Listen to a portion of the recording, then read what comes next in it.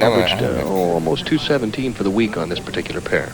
Pretty high-scoring tournament throughout the week, Denny. It took 94 over to make the top 24 in the 80 over range to cash here. Aleta Sill commenting on the fact that the lanes were hooking a little earlier and perhaps a little more than they did throughout most of the week here this evening. Actually, the right-handers agreed with that, too, on their side, said they seem to be moving a little bit more. Two very talented players in the opening match. They both come out like true veterans and strike on the opening shot.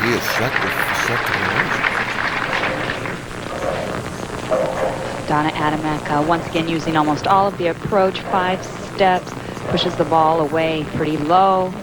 She's lowered her backswing recently, and nice low knee bend, good follow through. And one of the keys for her coming into this event, the first of 8 here on the spring tour, is the fact that physically she's feeling as well as she has in quite some time. Went through a rigorous training program since she's been home, and it's got to make a big difference, Leila. Bowling 42 games every week plus the practice and everything else. If you're not feeling good physically, it has to be pretty tough. Oh, I tell you what, you take it for granted how much physical fitness really does play in the sport of bowling. I'm an advocate for working out during the breaks, and I encourage anybody there to do so. It will definitely better your game. It causes you to be more steady at the line, and if you're more steady at the line, you're going to be more consistent with your shot. And speaking of consistency, both players have opened with a double, although Donna did throw a Brooklyn. Well, definitely Donna got a break. Here, Aleta Sill with a 4-step, very basic game. Has had some elbow problems here. She's got it wrapped up, a little crook there in the elbow as she follows through. But once again, very steady at the line and that knee bend. The women out on the tour get most of their power from their legs, as opposed to the men with their upper body strength. Set that one down a little short. Appeared to get away with it, though. 5 shots, 5 strikes. You mentioned the crook elbow, a little bend in the elbow. There's another great left-hander that's done that for a lot of years on the men's tour, Earl Anthony. Also in the finals this week at the men's U.S. Open, Earl Anthony made it in with the young guys. Just a legend, isn't he? That's right. Nicholas goes out and shoots 68 today in the Masters, and Earl makes the finals at 51. It's no problem. Well, that one rolled up a little bit early through the nose. 3-6-10 left for Donna Adamek. A little soft on her speed there. It appeared that Donna did not throw that with the velocity that she had previously on lane 14.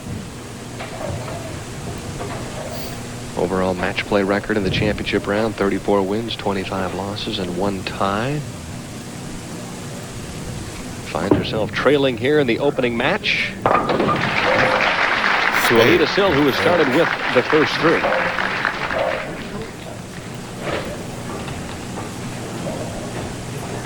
This would be an important shot for her. She did go Brooklyn the last time on this lane.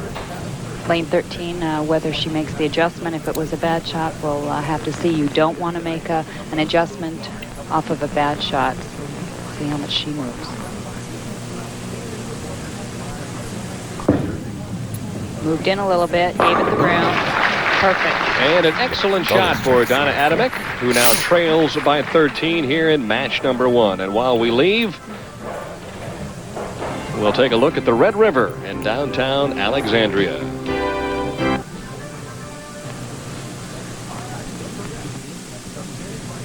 Leading by 13 and operating with the first 3 strikes in game number 1. Normally when Aleta Sill gets a lead, pretty much extends it. That she does, Denny. We saw her win earlier this year in New Orleans. She shot 227 over Dee Dee Davidson, who shot 180. It was a dry spell there for Aleta. She had not won for about a year and a half, and for her that's very unusual. But lately she's really been feeling a lot better, and we've seen her in the championship round a lot more. A player that seems to excel in the spotlight, and she has thrown 5 very nice shots. Another player that really excels is this lady here, Donna Adamek, 4-time bowler of the year between 1978 and 1982. When the pressure is on, it just makes this lady that much better. And she comes back with a strike. So she has a double, and it was very tough for her to get here to the championship round. Leila had a chance to talk with her about a very big position round game last night. Donna, you were 87 pins down with 1 game to go. You shot 290. Did you really think you'd have a chance to make the telecast? I really didn't think so. I was just trying to hold on to the 6th place. Chances of the other bowlers shooting under 220 as high as the scores were, you know, it was kind of impossible. So about the 6th, 7th frame when I was striking, I kept saying, if you keep going, you have a slim chance to make it. And I made it. Great. Thanks a lot and good luck, Donna. And she throws another strike there, so she's far from out of this match, just down by 13. And, of course, Wendy McPherson was the player who lost in the position round, and she ended up 6th. Actually, Wendy also had an opportunity to make it over Aleta Sill. Wendy needed the first strike in the 10th, was unable to get it, and she missed by 6 pins. But Donna was unbelievable last night. Really thrilled the crowd. She was 290 in the final game. Aleta Sill dices the rack on the right-hand lane. 6 consecutive strikes for this young lady from Dearborn, Michigan. Too early to start talking about the perfecto at this stage, but boy, she looks like she's got a terrific shot and a great ball reaction. And she gets tougher when the spotlight is on.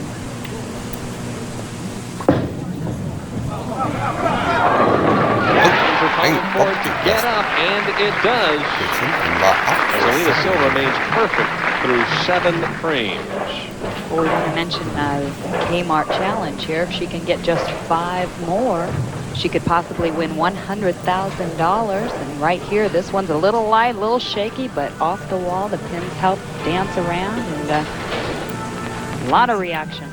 And one thing is for sure, she's not fishing. Down by 33, but the good news is she's working on a 3-bagger. Donna using a shiny equipment. The lanes we're bowling on this week, synthetic. Also a short oil condition. The lanes were oiled 17 feet, buffed to 23. A lot of backhand. That's the characteristic of the synthetic lane. It's funny because after her first appearance on ESPN earlier this year in February, one of her good friends, a player who's just started bowling within the last year, Margot, even gave her some advice as to how she played the lanes down there, and so she just wanted to pass that along. Said, tonight I hope I play them the right way. And right now I would say that she probably is. That's always important. You always want to play them the right way. Well, there's a lot of different ways to attack it, and you know that as well as anybody else. Got to keep the string alive if she wants to keep her hopes alive, and threw a beautiful shot and left a solid 9-pin. It's funny because that was the same pin that she left last night in the first frame of her 290 game. Exactly. Packed 9-pin in the first frame. It appears this ball is farther outside. It's going to hit the dry area, come in to the pocket a little bit harder. As you can see here, her ball goes out to about the 3 board and breaks very sharply. Does not take out the 9. Well, she threw a Brooklyn in the second, and then the only real errant shot other than that was the 3-6-10 in the third. Since then, she's thrown 5 consecutive balls in the pocket, but she's down by 24. Well, when you've got a player throwing the first 7 at you, it's difficult to stay with it.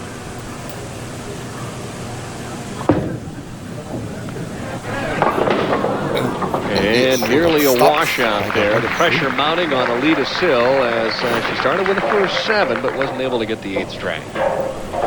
Really did not appear to get out of that ball very well. It's almost as if she dropped it. Maybe the weight caused her thumb to go down a little bit. She did not execute, nor did she get the lift and turn on it, which would cause the ball to straighten out. No problem with the spare conversion. You mentioned in the open, Leila, about the fact that we have 3 of the top 4 leading money winners of all time on the Lpbt Tour on the telecast here this evening, and these are some impressive numbers. Well, there you see second, Aleta Sill with $417,000. She's been on tour for 10 years. Lori Nichols right up there. Donna also. And here's the career titles. Lisa Wagner still trying to break that tie with Patty Costello. The next time she makes a telecast, you and I are not going to mention it, because the last 3 times she's made it, we've mentioned it, and she hasn't won, so next time silence is the key until it happens. Many years to go for Lisa Wagner. She will break it. This is Aleta Sill's shot here in the 9th frame. the ball coming up high. She made an adjustment for lane 14. And some daylight for Donna Adamek. And look at that. Nearly slid it over. Donna Adamek now, though, with a chance to win the match. She could still shoot 256. That's right. And Aleta Sill, highest possible game could be 252. So right now, Donna Adamek's destiny is in her own hands. Imagine starting with a first 7 and then have to chew on the fingernails to see if you're going to win the opening match. Well, let's see if she can rise to the occasion. This has been the better lane for her. And a bad break there. Sliced the 5 out, but it didn't take out the 7. Break in the back end, 15 feet right before the head pin. You see the ball coming in very light. It does throw the 5 pin in front of the 7. The head pin came off the wall, and it is a bad break. You don't like to see that. Usually those shots carry. In this particular instance, it did not. So the good news for Aleta Sill is the fact that she cannot be closed out of this match now, regardless of what Donna does in the 10th frame. And she still could shoot 245. Aleta would have a chance to step up and throw 2 strikes to win. Coming up next, Sharon Todd, Leanne Barrett, a number 2 seed, and then Lori Nichols waiting in the wings, throwing some practice shots, preparing for what she hopes will be another national championship. Plenty of strikes here in the opening game. Usually it's the other way around for us. Low scores in game 1, and then they build as the stepladder forms. That's the shot she was hoping for.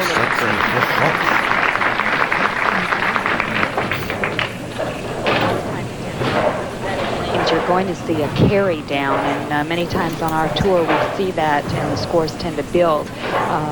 Here the carry down is going to happen. It's probably already happening. The players are going to be hitting lighter and lighter, and the scores actually may not be as high. Key shot here, because this would force Aleta Sill to double if she strikes. Pretty shot there in the 11th frame. Great pressure shot there. 7 pins right now. 8 pins forces Aleta to at least get 2 strikes. And Aleta knows it now, and you can see how disappointed she was. In the 9th frame, if she gets a mark, she's really in an excellent position. Well, then she would have only had to mark on the 10th. 4 Seasons Bowl here in Alexandria. Other than winter, spring, fall, and summer, I think we've got the monsoon season outside as well. Still lightning and thunder showers in the area. Terrific finish for Donna Adamek. Now the question is it enough? A game of 244. Yeah, no seem to double. Picture of concentration. Take them one at a time, right? You bet.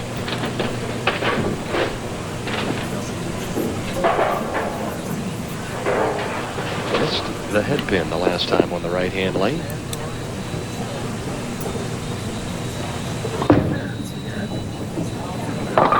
Oh, man. And this time she got enough of the head pin, but a little bit too much. So Donna Adamek breathes a sigh of relief. Whoa. Meanwhile, anxiety sets in for Aleta Sill, a player with the first 7 strikes and can win the opening match. A real turnaround, Denny. You don't see that very often, where a player opens up with 7 strikes and the opponent comes out and ends up winning the match. One thing it does tell you, though, is that you're never out of it here. That's why they have 10 frames, especially in the championship round, because one shot can turn around a match. Well, especially when you're talking about players at this level. You've got, the best in the world. When they get the opportunity, they're going to jump all over it.